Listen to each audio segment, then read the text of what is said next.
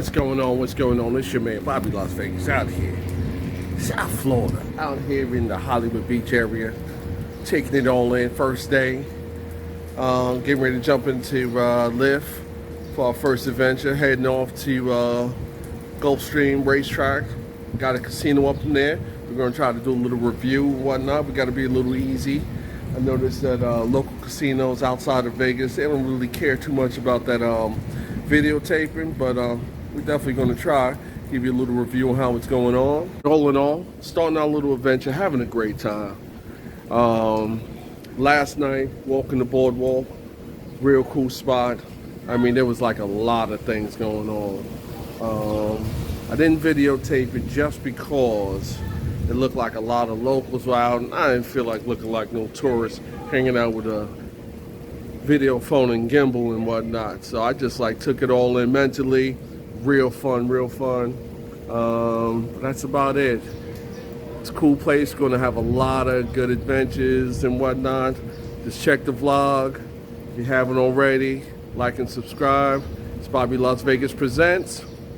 Having fun out here in Hollywood Beach. Have a great one.